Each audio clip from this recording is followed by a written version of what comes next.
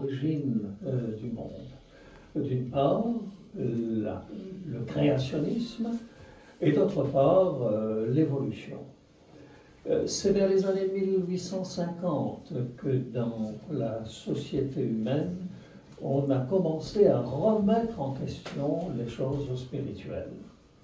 Et il y a eu toujours, dans une période d'une dizaine d'années, il y a eu beaucoup de personnes qui se sont intéressées à différentes approches. Par exemple, il y a eu Darwin qui est Karl Marx, qui a lancé cette idée.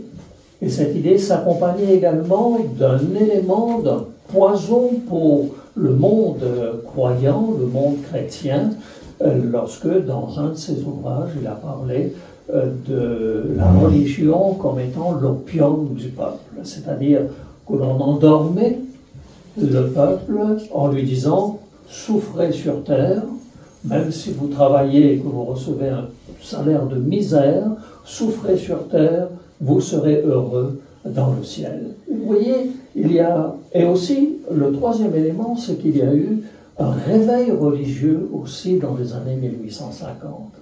Un réveil religieux dans lequel on a recommencé à, je dirais, réactiver la religion. Et ça a été le moment surtout de l'explosion des missions, que ce soit en Afrique, que ce soit en Chine, que ce soit en Europe, etc. Et ces trois éléments ont vraiment façonné la fin du XIXe siècle et le début du XXe siècle. Et aujourd'hui, l'évolutionnisme est devenu la pensée qui gère pratiquement le monde, surtout le monde occidental. Parce que si vous allez en Inde, si vous allez dans la Chine profonde, si vous allez en Amérique du Sud, eh bien vous trouverez encore une immense majorité de gens qui croient en Dieu sous une forme ou sous une autre. Pas forcément des chrétiens, mais des gens qui continuent de croire qu'il existe un être supérieur. Et hier soir, nous avons essayé, avec la présentation qui nous a été faite, de se rendre compte que l'évolutionnisme n'est qu'une théorie.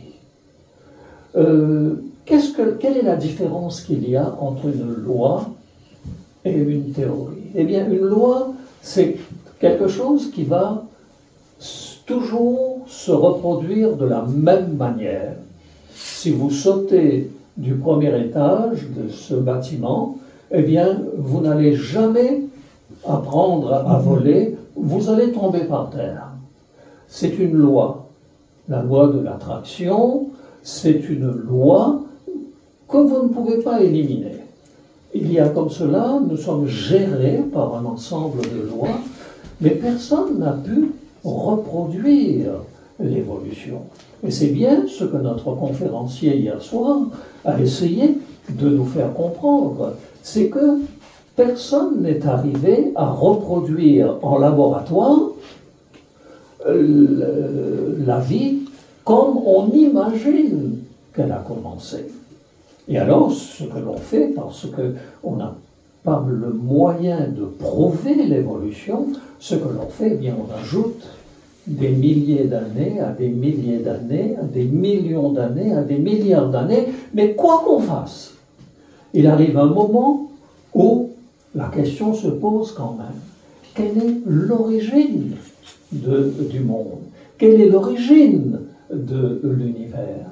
Et cela, jusqu'à l'heure, on n'a pas pu apporter de réponse à cela. En terminant sa conférence, il a insisté sur le fait que la foi, la religion, qui ne peut pas plus se prouver, n'était pas moins intéressante ou intelligible que l'évolution. L'un comme l'autre sont des éléments qu'on ne peut pas prouver. Et à partir de là, quels sont les éléments qui peuvent nous permettre de faire la distinction entre le fait d'être évolutionniste et le fait d'être croyant, de croire en Dieu. Peut-être avant d'entrer dans le vif du sujet, il est important de comprendre comment l'être humain réagit. Je vais illustrer cela avec un exemple tout simple. C'est qui a dit, si mes souvenirs sont bons, le cœur a ses raisons que la raison ne connaît pas. Qu'est-ce que ça veut dire? Eh bien, je vais l'illustrer par le fils d'un de nos amis. Nous étions encore jeunes à cette époque, et ce jeune homme était amoureux d'une jumelle. Il y avait deux filles, c'était impossible de les reconnaître. Elles étaient absolument identiques, toutes les deux. Et il était amoureux de l'une des deux filles, mais quand il parlait de celle dont il était amoureux, il disait « Mais qu'est-ce qu'elle est jolie, mais qu'est-ce qu'elle est intelligente, cette fille. Oh, je suis fou amoureux d'elle. Mais sa sœur, mais écoute, elle est moche, elle est bête comme tout. » Et le père de ce garçon et moi, on se regardait et puis on se disait, on ne voit aucune différence entre les deux. Et je crois que ça illustre bien l'idée que le cœur a ses raisons, que la raison ne connaît pas. Et aujourd'hui, la psychologie va un peu plus loin dans ce domaine, puisque la psychologie nous dit que les choix que nous faisons, que nous croyons être des choix logiques, en réalité, ce sont des choix affectifs. C'est notre affectivité qui nous pousse dans une certaine direction, et ensuite, notre intelligence va essayer de trouver les arguments pour défendre la position que nous avons choisie. Jean-Paul Sartre, un philosophe français, existentialiste, a illustré cela d'une manière intéressante. Il dit un jour, un de ses étudiants, de ses élèves, est venu le voir, et je le répète, Jean-Paul Sartre, donc, ne croyait pas dans l'existence de Dieu, il est décédé maintenant, et il était donc un philosophe existentialiste, athée. Et un de ses élèves frappe à sa porte et lui dit « Monsieur Sartre, je suis venu vous poser une question qui est importante pour moi. Est-ce que Dieu existe ?» Et Jean-Paul Sartre dit « Eh bien, ce jeune homme, je l'ai mis à la porte. » Et ensuite, il a expliqué pourquoi. Et il a dit « Mais si ce jeune homme est venu me voir, moi, un philosophe existentialiste, incrédule, incroyant, ça veut dire que dans sa tête, il avait fait déjà son choix. Autrement, il serait allé poser la question à un prêtre. » J'ai trouvé que c'est extrêmement intéressant cette idée. C'est que ça nous montre bien que c'est au niveau de notre affectif que la décision se prend, et ensuite on va essayer de réaliser cela d'une manière concrète et trouver les arguments qui vont soutenir notre position. Les doigts que vous voyez ici sont tirés d'une magnifique peinture de Michel-Ange, si mes souvenirs sont exacts, de la création.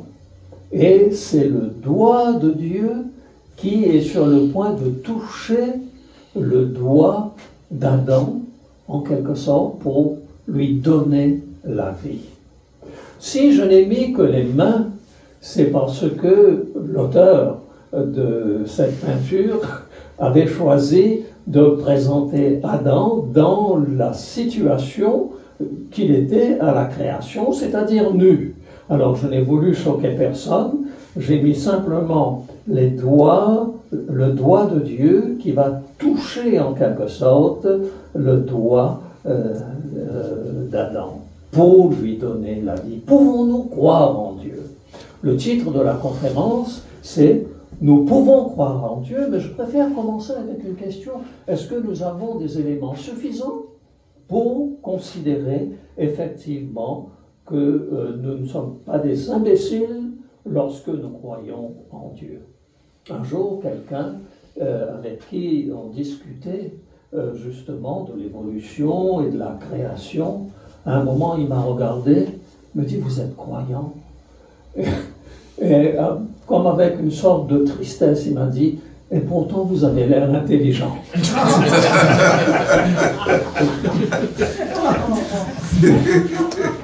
Mais j'ai considéré ça quand même comme un compliment. La complexité du corps humain implique l'existence d'un concepteur.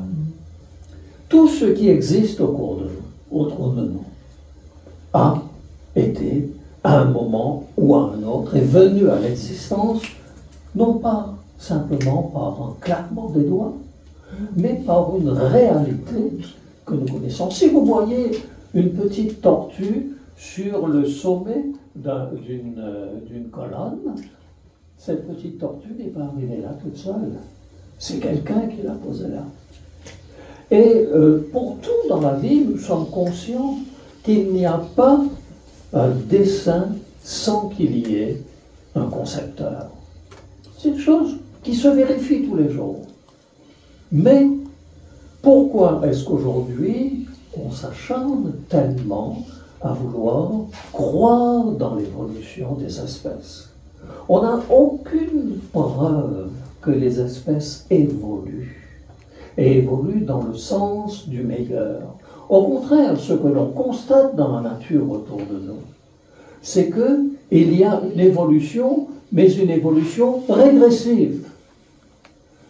Je ne sais pas, je ne suis pas un spécialiste dans le domaine, je ne sais pas s'il existe à un moment ou à un autre des évolutions progressives, mais il existe en permanence dans le monde qui nous entoure des évolutions régressives. C'est-à-dire que l'on est avec un membre en moins, on est avec du verbe naître, avec une fonction en moins, on est avec une malformation quelque part, mais on ne voit pas quelqu'un naître avec un troisième œil derrière la tête, ou avec un sixième doigt à chaque main pour pouvoir mieux jouer du piano, ou peut-être tout simplement en se jetant par la fenêtre et en agitant les bras, chaque jour, en mettant bien sûr des matelas par terre pour ne pas se tuer, eh bien, que l'on arrive finalement à évoluer. Ça n'existe pas. Ça n'existe pas. Et lorsque vous regardez les aigles, et le départ, le moment où un aiglon va quitter le nid, c'est quelque chose d'absolument extraordinaire. Les parents sont là, les aiglons sont sur le bord du nid, ils esquissent le geste de se jeter dans le nid, et les aigles font leur nid à plusieurs centaines, même des milliers de mètres d'altitude. Et à un certain moment, les parents se jettent dans le vide, tournoient, reviennent pour inciter les aiglons à se lancer. Et les aiglons sont sur le bord, alors ils hésitent, et à un certain moment, c'est absolument extraordinaire, un des parents, d'un coup d'aile, pousse l'aiglon, il part un peu dans toutes les directions, mais il finit par se stabiliser, et il vole. Écoutez, c'est quand même quelque chose de merveilleux. Mais dites-moi, si l'évolution devait prendre des milliers d'années, pour qu'un oiseau apprenne à voler, combien de milliers d'années un aiglon va planer pour ne pas s'écraser au sol? S'il n'apprend pas tout de suite à voler, s'il ne se met pas à voler tout de suite, non seulement il va se tuer, mais il ne donnera pas la vie à un autre aigle qui pourra faire l'expérience et apporter une progression quelconque. Et alors là, j'ai envie, lorsque je parle avec des scientifiques, leur dire, et pourtant vous avez l'air intelligent. Hier soir, le conférencier a parlé de la génération spontanée. Jusqu'à l'arrivée de Pasteur, les gens croyaient dans la génération spontanée. C'est-à-dire, Vous avez fait des expériences, vous mettez un tas de chiffons dans un coin, et puis tout d'un coup, eh bien, il y avait des souris. Donc on pensait que d'une manière absolument extraordinaire, les souris apparaissaient. C'est la même chose pour les asticots, que hier soir on a mentionné. On croyait que lorsqu'un animal se faisait écraser, eh bien, spontanément, il y avait des petits êtres qui commençaient à prendre vie. Et puis, finalement, on a fait des expériences. Et on s'est rendu compte que c'était des mouches qui venaient pondre dans le cadavre. Il y avait donc des larves tout d'abord, et ensuite, il y avait ces mouches. C'est arrivé, l'aventure est arrivée à l'un de mes futurs beaux-frères, c'était Étienne. Étienne était un fervent, il avait 13-14 ans à ce moment-là, il était un fervent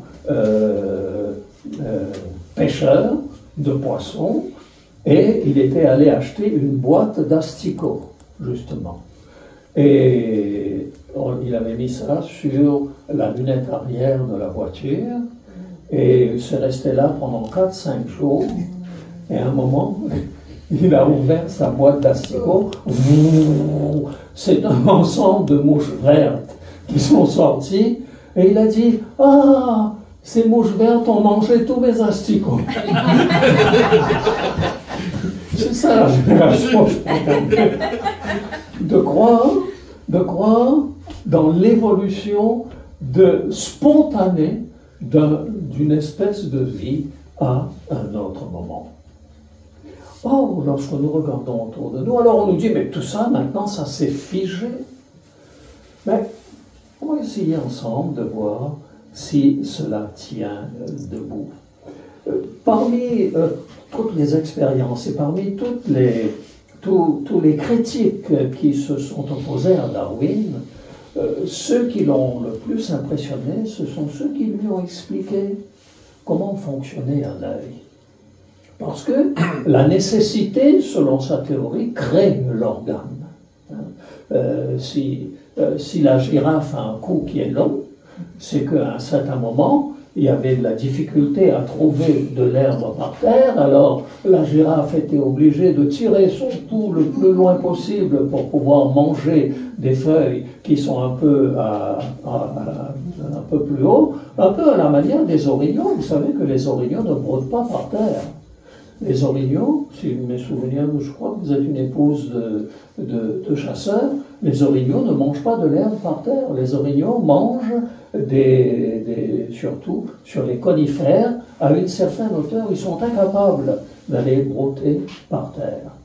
Alors pour la girafe, au fur et à mesure que l'herbe manquait par terre, eh bien, leur cou s'allongeait. Mais alors attention là, pour qu'une girafe puisse survivre, la durée de vie d'une girafe, c'est combien ça? 40, 50, 60 ans, quelque chose comme ça? Écoutez, il faut que l'évolution aille très vite. Parce que si son cou ne s'allonge pas pendant la durée de sa vie, ça ne sera pas un caractère qui va pouvoir se reproduire dans les petits girafons, etc., etc. On est quand même devant un certain nombre d'aberrations que l'on accepte, que l'on reconnaît. Et ce qui est encore plus grave, c'est que si vous êtes dans une université et que vous êtes en train de vous préparer à devenir un scientifique, à devenir un médecin, à devenir un ingénieur ou quelque chose, si, lorsque vous rédigez votre thèse de doctorat, vous commencez à dire, en ce qui me concerne, je ne crois pas dans l'évolution, je crois qu'il y a un Dieu créateur, je vous garantis que vous n'aurez pas votre doctorat. Et pour la majorité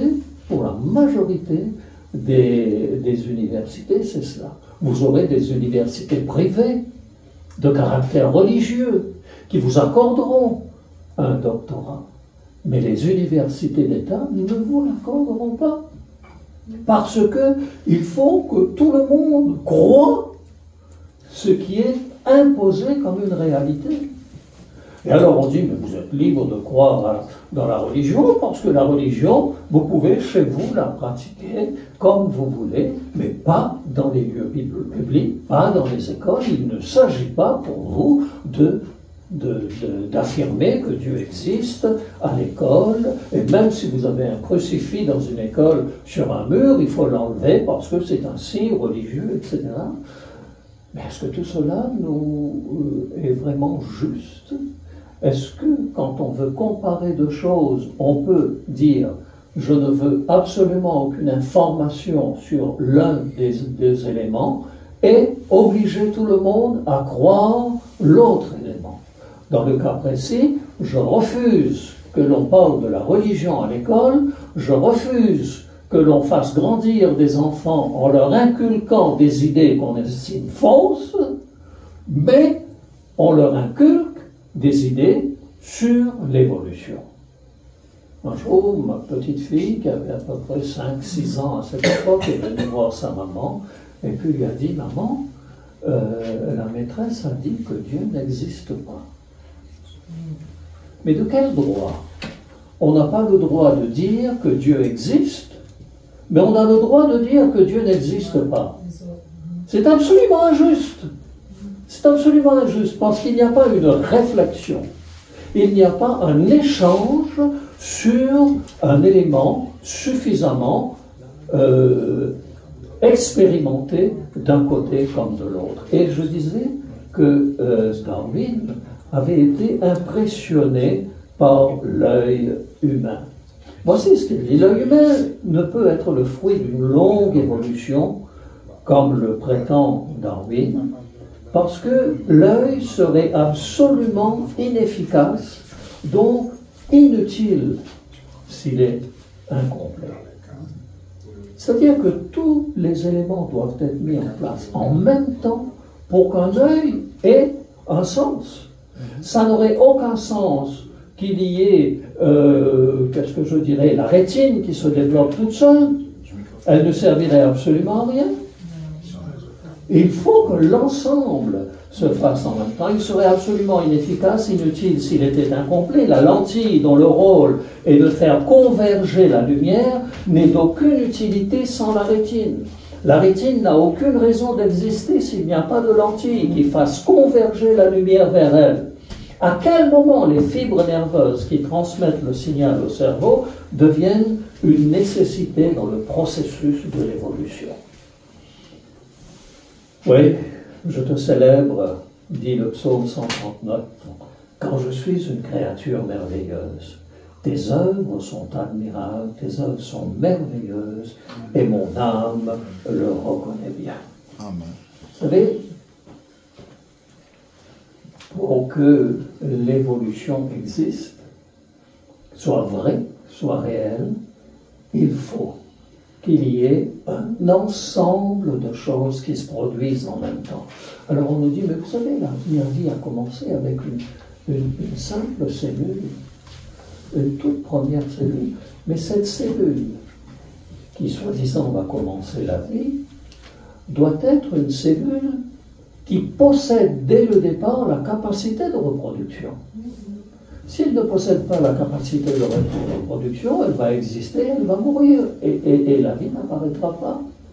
Alors, quand on parle justement de l'évolution d'un organisme comme une cellule primaire, on a l'impression qu'il y a autour de cette cellule tous les éléments nécessaires pour qu'il puisse se reproduire, pour qu'il puisse résister à la température, etc. Mais si c'est une cellule primaire, la première de l'humanité, sur quoi elle repose? Sur un monde totalement minéral. Si c'est la première cellule biologique, si c'est la première cellule vivante, mais autour de cette cellule vivante, il y a le désert. Il n'y a que des pierres, il n'y a pas une seule plante, il n'y a pas d'humus, il n'y a pas de fumier, il n'y a rien du tout.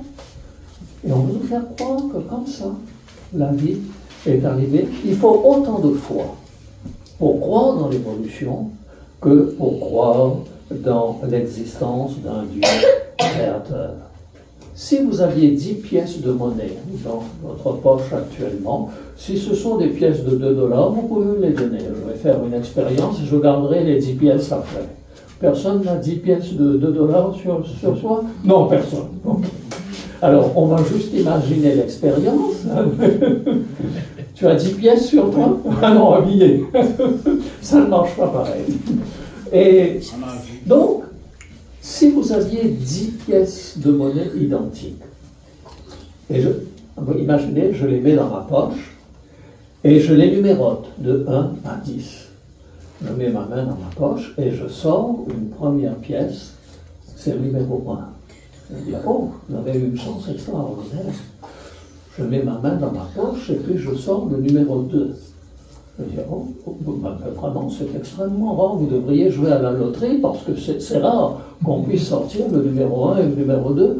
Je mets ma main dans ma poche et je sors le numéro 3. Alors là, vous commencez à vous dire, il y a un truc. Ça ne peut pas marcher comme ça. Je sors le numéro 4, le numéro 5, le numéro 6, le numéro 7, le numéro 8, le numéro 9 et le numéro 10 dans l'ordre. Vous savez quelle probabilité il y a que je puisse à un moment mettre ma main dans ma poche, sortir la première. Ah, c'est le numéro 7, je remets dans ma poche. Hein? Ah, c'est le numéro 5. Hein? Le numéro 1. Numéro 1, ok. Et je vais sortir. Pour arriver à sortir de 1 à 10 dans l'ordre, vous savez quel est le chiffre que ça représente? Eh bien, c'est 1 sur 10 milliards. Je ne vais pas au loto, parce que vous n'avez pas la chance de sortir comme ça facilement le gros lot. Et on veut nous faire croire que la nature fait les choses de cette manière-là. C'est pas possible. Dans le domaine des mathématiques, lorsque une probabilité demande autant d'éléments en même temps, on dit c'est une impossibilité mathématique. Pourtant, c'est dans les mathématiques. Et s'il y a une science qui est une science rigoureuse, c'est justement les mathématiques. Et on vous dit, au-delà d'un certain nombre d'éléments qui doivent être classifiés, eh bien, il n'y a pas ce n'est pas une réalité, c'est inexistant. Pas de création sans créateur. Et alors, ce qui est le plus extraordinaire, ce qu'on nous dit être arrivé à l'existence tout simplement par hasard, eh bien, lorsqu'on essaye de le réaliser en laboratoire, on n'y arrive pas. Et alors, aussi, une autre chose qui est extraordinaire, c'est qu'à l'époque de Darwin affirmait que la vie est partie du plus simple pour aller vers le plus complexe. Mais aujourd'hui, avec les microscopes électroniques, on est capable de voir ce que c'est que la complexité d'une cellule que l'on appelle une cellule primaire. Lorsque nous regardons l'univers autour de nous, nous faisons partie de la Voie lactée. Et nous avons des milliards de soleils dans notre système solaire. Des milliards de soleils comme le nôtre avec des planètes autour. Et ça forme ce qu'on appelle la Voie lactée. Si on arrivait à reculer encore dans l'espace, on arriverait au niveau des constellations. Et les constellations, ce sont, à ce moment-là, des milliards de soleils aussi importants, aussi denses que la Voie lactée. Et nous pouvons aller encore plus loin et arriver au niveau où il y a la naissance intensive d'étoiles, de poussière interstellaire, et on a obtenu des images absolument extraordinaires avec les télescopes qui se trouvent au Chili, au sommet du Paranal, et on se rend compte qu'Andromède, dont on vient de parler, n'est qu'une galaxie parmi les 100 milliards qui peuplent notre univers. Nous sommes dans un univers absolument extraordinaire. Et celui qui a écrit le livre des psaumes, dans le chapitre 19, dit: les cieux racontent la gloire de Dieu, l'étendue manifeste l'œuvre de ses mains. Le jour en instruit un autre jour, la nuit en donne connaissance à une autre nuit. Ce n'est pas un langage, ce ne sont pas des paroles dont le son ne soit point entendu. Leur retentissement parcourt toute la terre. Et la Bible nous dit également que Jésus était avant toute chose, et toutes choses ont subsisté et existent en lui. C'est ça la position de la Bible, et en face, nous avons l'évolution que personne ne peut prouver, qui demeure encore aujourd'hui une théorie, mais que l'on accepte parce que l'on ne veut pas reconnaître l'existence de Dieu. On refuse Dieu. Et que lorsqu'on refuse Dieu, on est obligé de trouver une explication à l'origine de l'univers. Et ma femme, lorsqu'elle faisait ses études d'infirmière, à un certain moment, le professeur parlait justement de l'évolution. Et puis, dans son innocence, elle a levé la main et puis elle a dit: mais écoutez, ce que vous êtes en train de nous dire là, quelle preuve avons-nous que ça existe? Et le professeur, très sûr de lui dit: mais est-ce que vous avez une autre solution, une autre explication? Elle a dit: mais oui, que Dieu est le créateur. Alors bon, gros rire, etc. Mais ce qui est le plus curieux, c'est que les uns après les autres dans la classe ont dit: mais écoutez, c'est pas idiot ce qu'elle dit, parce que ce que vous êtes en train de nous expliquer, on n'a quand même pas prouvé cela. Et on se rend compte qu'on nous impose un certain nombre de choses, tout le monde se tait, on laisse faire, et on finit par se retrouver dans un monde complètement bouleversé. Au commencement, dit la Bible, Dieu créa les cieux et la terre. Genèse, chapitre 1er, verset 1er, commence de cette manière-là.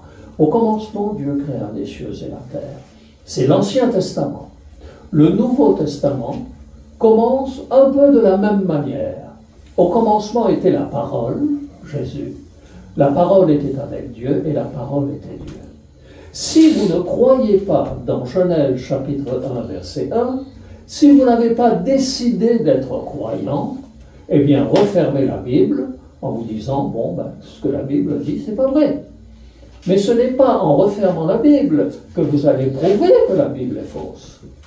Et c'est la même chose pour le Nouveau Testament. Le Nouveau Testament commence, l'évangile de Jean, au commencement était la parole était avec Dieu et la parole était Dieu. Soit vous acceptez, soit vous refusez. La Bible n'essaye pas de se défendre. La Bible n'essaye pas de prouver l'existence de Dieu. La Bible ne fait que constater que Dieu est le Créateur. Et ça a autant de valeur que pour un scientifique qui va dire: je constate qu'il n'y a pas d'autre explication à l'origine de l'univers et je crois que l'univers est venu à l'existence par hasard. Sur la gauche de l'image, vous avez un élément qu'on appelle un silex. Un silex, c'est une pierre qui a été taillée par les premiers hommes sur la terre, et puis qui s'attachait avec une espèce de jonc et qui servait de flèche lorsqu'ils allaient à la chasse. Et quand vous voyez une pierre comme celle qui est sur la gauche de l'image, c'est un silex qui a été taillé. Ça se voit bien qu'il a été taillé. Et tout le monde vous dira: c'est un silex.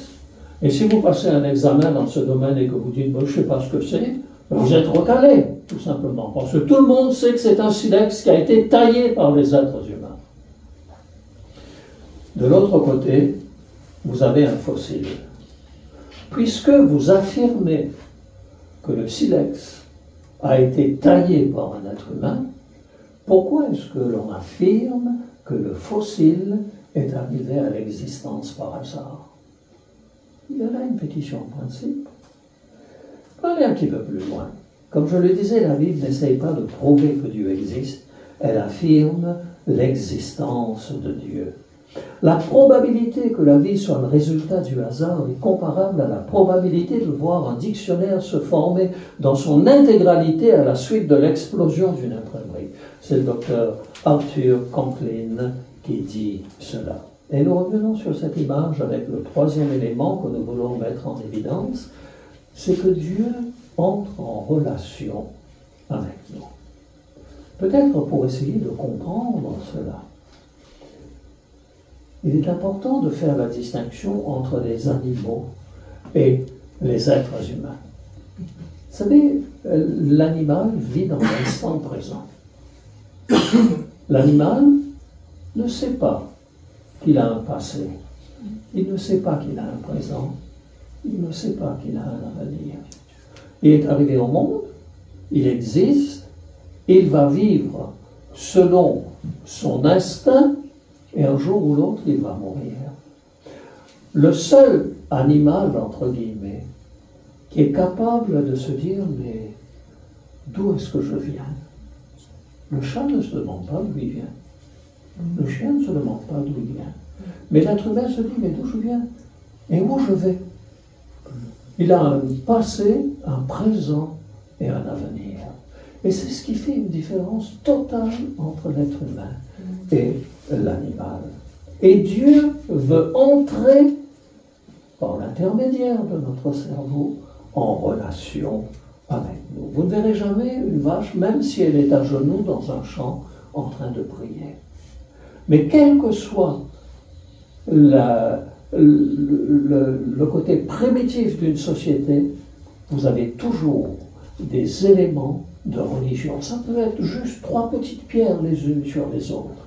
Mais c'est l'expression d'une relation avec quelque chose qui dépasse l'humanité. Dieu entre en relation avec nous.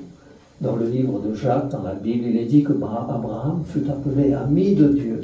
L'Éternel parlait à Moïse comme un homme parle à son ami. Vous êtes mes amis, dit Jésus en parlant à ses disciples. Il y a une relation qui ne se situe pas simplement sur l'évolution d'une espèce, sur l'évolution de la nature, c'est une relation qui repose sur un élément qui n'est pas un élément physique. C'est quelque chose qui se passe au niveau de mon cerveau. C'est quelque chose qui se passe parce qu'à un certain moment, une pensée me vient. Et cette pensée va apporter un certain nombre d'éléments.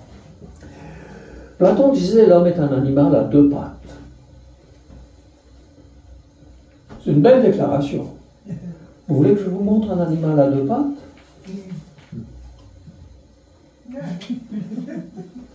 Si l'homme est un animal à 2 pattes, ben, le coq est aussi un animal. Ce sont des raccourcis qui ne veulent strictement rien dire. L'homme est un animal religieux. C'est Vercors, un écrivain, un romancier, qui a écrit un livre sur l'origine des espèces, dans lequel il met en évidence le fait que... je ne veux pas rentrer dans les détails, je n'ai pas le temps de le faire. Je vous propose tout simplement, si vous trouvez ce livre de Vercors, de le lire, parce que c'est un ouvrage qui nous fait réfléchir sur ce qui fait la différence entre un homme et un animal. À quel moment on passe de l'un à l'autre? Et il passe sur toutes sortes de choses qui peuvent différencier l'homme de l'animal, et il finit par dire que la seule chose qui différencie l'homme de l'animal, c'est que l'homme a une spiritualité, a une vie religieuse. Quand je contemple les cieux, ouvrage de tes mains, la lune et les étoiles que tu as créées, qu'est-ce que l'homme pour que tu te souviennes de lui, et le Fils de l'homme pour que tu prennes garde à lui? Tu l'as fait de peu inférieur à Dieu, et tu l'as couronné de gloire et de magnificence. Mais quel genre de Dieu est-il celui en qui on croit? Il y a tellement de fausses idées sur Dieu. Vous avez ceux qui marchent toujours courbés, dans la peur que le ciel leur tombe sur la tête. Et vous avez ceux qui pensent que Dieu est un ami et qu'il veut notre bien. Quel est celui que la Bible nous présente? Eh bien, la Bible nous dit que Dieu créa l'homme à son image. Il le créa à l'image de Dieu.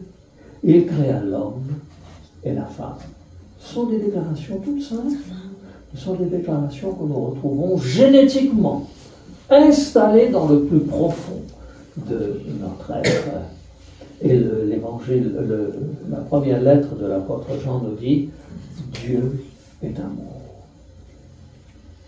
Vous savez, les gens autour de nous disent le bon Dieu, parlent du bon Dieu, parlent du bon Dieu. Et tout en parlant du bon Dieu, ils font de Dieu une espèce de monstre qui est en train de nous surveiller tout le temps avec une batte de baseball. Et dès qu'on fait une bêtise, paf, un coup sur la tête.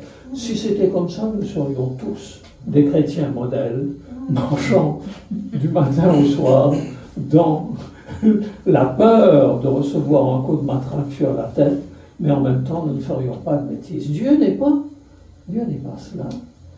Dieu est amour. Et on aura l'occasion, si vous êtes intéressés par les sujets que nous présentons, d'aller plus loin dans notre réflexion. Oui, et la Bible nous dit que le Christ, Jésus, le Fils de Dieu, est venu sur la terre pour nous révéler le caractère de Dieu. Le Christ est venu sur la terre pour nous révéler le caractère de Dieu. Si véritablement l'évolution était quelque chose qui répondait aux nécessités profondes de l'être humain, et si c'était une réalité, dites-moi, pourquoi actuellement il y a cette guerre qui est en train de menacer l'existence même de la planète? La guerre entre Israël et les Palestiniens. Quand est-ce que ça a commencé? Alors parfois on peut dire, vous savez, hein, si ma famille est fâchée avec notre famille, c'est parce que nos parents ont eu un différend. Mais là, vous savez à combien de temps ça remonte? Ça remonte à 3500 ans. 3500 ans de cela. Celui qu'on appelle l'ami de Dieu, Abraham, Dieu lui fait une promesse et lui dit, tu seras le père d'une multitude de nations. D'ailleurs, sa femme, Sarai, la signification même de son nom, c'est multitude. Et quand on lui demandait, comment est-ce que vous vous appelez? Très heureux de faire votre connaissance. Eh bien moi, je m'appelle multitude. Ah bon? Et combien d'enfants vous avez? Et ça va la tourmenter. Ça va la tourmenter toute sa vie. Et à un certain moment, excédée, elle va dire à son mari, écoute, puisque c'est la tradition dans notre culture, prends ma servante comme deuxième épouse. Et de ce mariage proposé par la femme même d'Abraham va naître Ismaël, qui est le père, l'ancêtre de tous ceux qui se réclament de la Palestine. Mais Dieu, qui avait fait la promesse à Abraham, va réaliser sa promesse et va naître finalement l'enfant de la promesse alors que Sarah a 90 ans et ce sera Isaac. Et aujourd'hui, l'islam dit que l'enfant de la promesse, c'est Ismaël. Pour quelle raison? Parce que Ismaël est le premier-né. C'est peut-être pas l'enfant de Sarah, mais c'est le premier-né. Et les Juifs disent non, non, non, non, non, non, l'enfant de la promesse, c'est Isaac. Et depuis 3500 ans, ils se battent. Et ils continuent encore de se battre aujourd'hui. Dans quel sens va l'évolution là? Dans le sens de faire que les gens seront de plus en plus bons, de plus en plus, ils seront meilleurs, ils vont vouloir la paix sur la terre, ils vont vouloir vivre de telle manière que tout le monde puisse profiter au maximum du monde qui nous entoure, sans être égoïste, sans vouloir tout attirer à eux. Est-ce que c'est cela l'évolution que prend notre monde? Et si aujourd'hui on prêche cette évolution à nos enfants depuis qu'ils sont tout petits, est-ce que ça change le monde dans lequel nous sommes?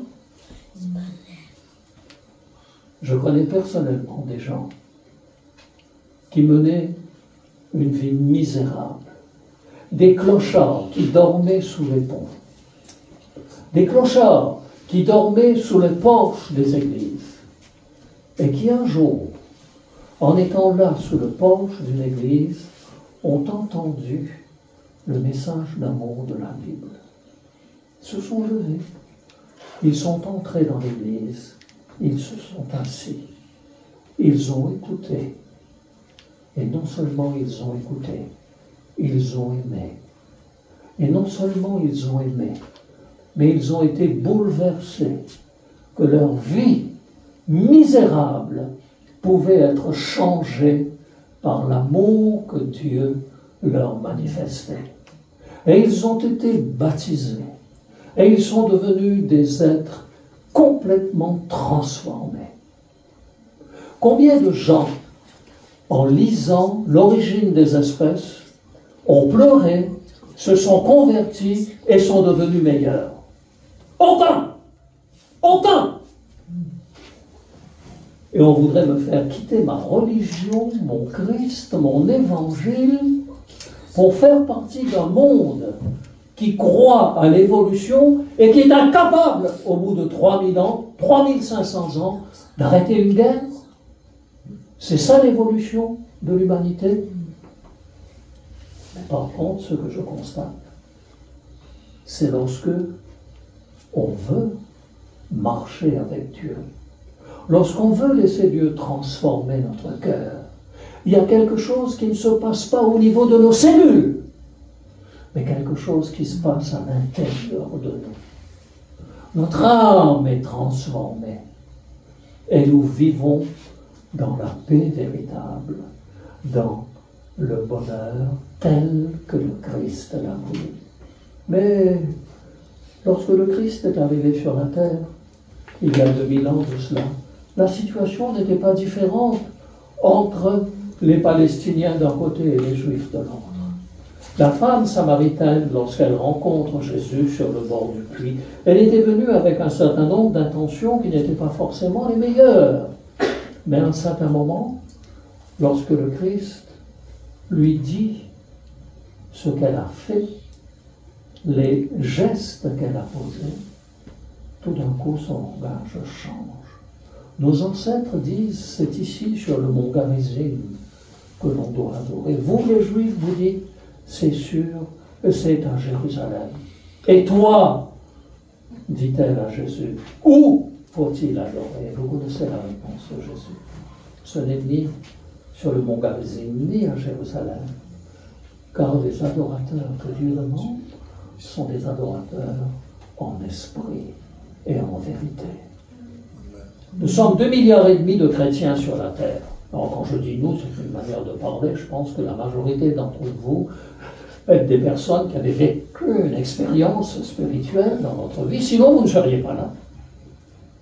Eh bien, on est obligé de constater que les guerres, la majorité des guerres, ne se passent pas entre gens athées.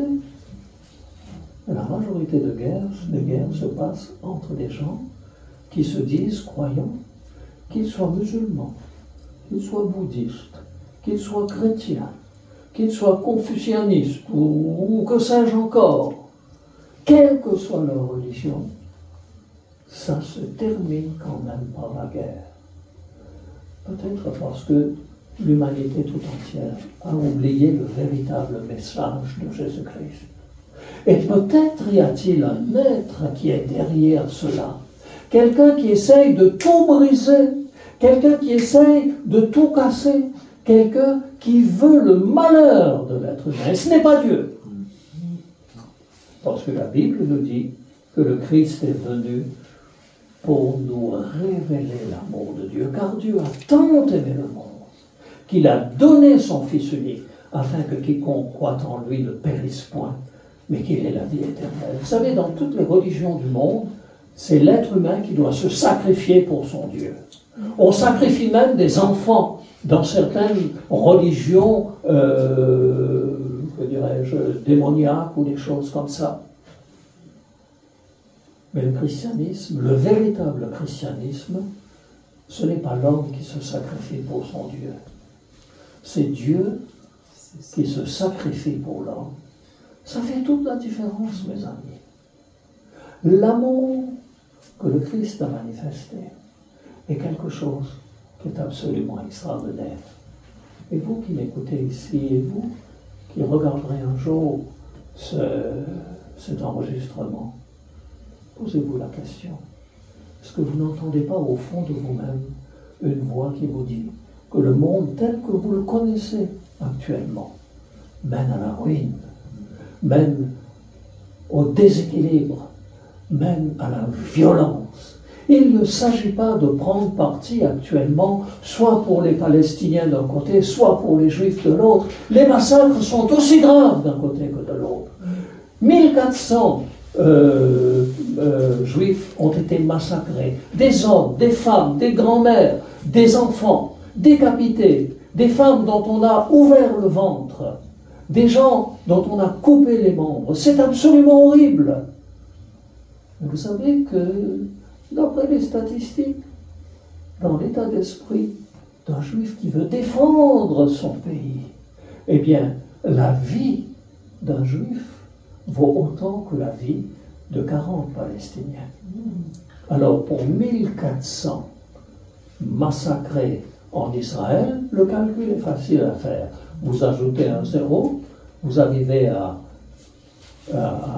14 000, vous multipliez par 2, vous arrivez à 28 000.